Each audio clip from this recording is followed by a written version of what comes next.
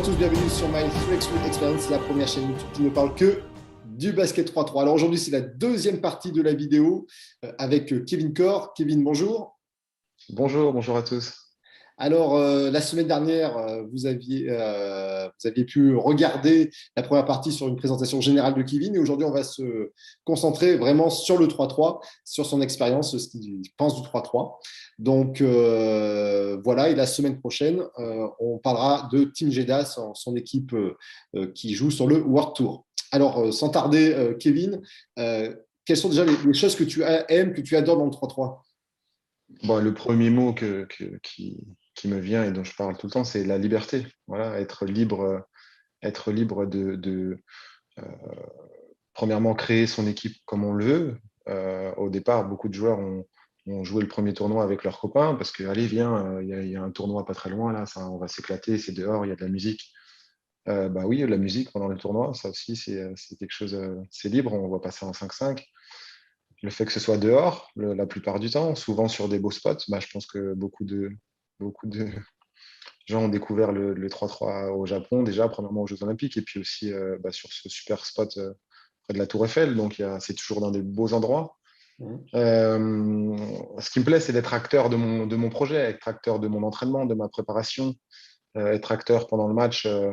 Ben voilà, je décide avec mes coéquipiers, ben, est-ce qu'on ferait pas ci, est-ce que ça, ce serait pas mieux? Allez, venez, on essaye ça. Et puis le coach, il est dans les tribunes et puis il a pas le droit il a pas le droit d'intervenir sur notre match. Donc, et puis, ce que je pourrais dire en troisième chose, c'est le voyage. Le voyage, parce que le 3-3 m'amène dans le monde entier. J'ai pu découvrir le Japon, j'ai pu découvrir Los Angeles, la Chine, l'Arabie Saoudite, bien sûr. Maintenant, je me sens un peu arabe avec ce Jeddah, ce maillot de Jeddah et ce nom de Jeddah sur le maillot, ça me parle. Ouais. Donc le voyage me plaît beaucoup. Ouais. Ouais. Et puis la découverte de différentes cultures. Donc, bon, je pense que tu n'as aucun regret d'être parti sur le 3-3, comme tu l'as présenté sur la première partie. Mais est-ce qu'il y a quand même deux, trois choses qui te manquent dans le 5-5? Peut-être au Oh là, niveau c'est dur. basket. Euh, le 3-3, des fois, on aimerait bien se reposer un peu plus. Euh, Dans le 3-3, je vais le dire comme ça, mais dans le 3-3, on joue beaucoup. Et dans le 5-5, des fois, on aimerait bien retourner sur le banc. Dans le 3-3, pardon, on aimerait bien retourner sur le banc et se reposer. Dans le 5-5, des fois, on est trop sur le banc. Ouais, donc des fois, à la fin, pour la finale, par exemple, quand on n'en peut plus, qu'on a mal partout, qu'on n'a plus de souffle, on aimerait bien rester sur le banc, mais il faut quand même retourner se battre et gagner ce match-là. Donc, un petit peu de repos, ouais. Un petit peu de repos, c'est ça qui, par rapport au 5-5, me manque un petit peu, ouais. D'accord. Et alors, toi, des fois, on dit un pionnier, mais là, c'est un vrai, puisque toi, tu as fait vraiment la première compétition FIBA avec la Coupe du Monde en 2012. Comment tu vois l'évolution, toi, du 3-3? Alors, par exemple, au niveau des règles, il y a eu quelques petits changements entre 2012 et maintenant. Comment tu vois ces changements de règles? C'est vrai que la FIBA 3-3 fait un travail magnifique et quand on se penche un peu plus là-dessus, ils ont créé ce jeu et cette discipline de A à Z et ils ont amené quelques modifications à chaque fois. Et je trouve qu'ils le font très finement et très intelligemment. Euh, Par exemple, je me rappelle d'une règle l'année dernière où ils nous ont dit sur le premier World Tour, attention, l'arbitrage va être un peu plus strict parce que maintenant ça prend de l'ampleur, ça va être sur les télés, ça va être au JO. Il faut que ce soit un jeu qui soit plutôt beau à regarder plutôt que ce soit de la boucherie ou du combat. C'est vrai que par le passé, des fois on sortait du tournoi, on avait des griffures sur le visage parce que ça bastonnait. Quoi. Là maintenant, ça laisse un peu plus place au beau jeu. Et je pense que la FIBA 3-3, vraiment, je leur tire mon chapeau, mais ils font du bon travail pour développer leur entreprise pour faire en sorte que tout le monde se plaise bien là-dedans et ils adaptent chaque année. S'il y a une modification à faire, ils le font et c'est chouette de faire partie en tout cas de ce process-là. C'est chouette. Ouais. Et toi, si tu avais les pouvoirs, en dire, de pouvoir modifier un petit peu des choses. Toi, au niveau des compétitions, est-ce que tu changerais des choses? Par exemple, je vois qu'il y a plusieurs formules. Par exemple, il y a la formule World Tour, il y a la formule Coupe d'Europe, il y a la formule JO, qui est une formule complètement différente avec tout le monde se Ouais. joue. Toi, comment tu vois un petit peu l'évolution de ces compétitions ou qu'est-ce que tu aimerais comme changement sur les compétitions? Euh, pour en avoir discuté justement la semaine dernière, sur le format World Tour, on fait 2 matchs le premier jour et 3 le second. Pourquoi pas mettre 3 le premier jour et 2 le second pour avoir une demi-finale et une finale de meilleure qualité. Mhm. C'est juste une petite réflexion comme ça. J'ai beaucoup aimé le format Tokyo parce que on a vu les équipes euh, au départ qui n'étaient pas prêtes physiquement. De toute façon, enfin, je veux dire, sur la fin, les équipes qui n'étaient pas prêtes physiquement, ça s'est vu parce que 2 matchs par jour pendant 5 jours, c'est beaucoup. Et c'était intéressant de voir aussi les équipes qui, au fur et à mesure, euh, leur jeu se délitait, entre guillemets. C'est-à-dire qu'il faut avoir une profondeur stratégique, il faut avoir une profondeur euh, dans les systèmes de jeu, dans la façon de jouer. Voilà, si on base son système de jeu que sur du 1 contre 1, faire 5 jours de 1 contre 1, c'est difficile. C'est Ouais. difficile. Aussi près physiquement qu'on peut l'être, c'est difficile.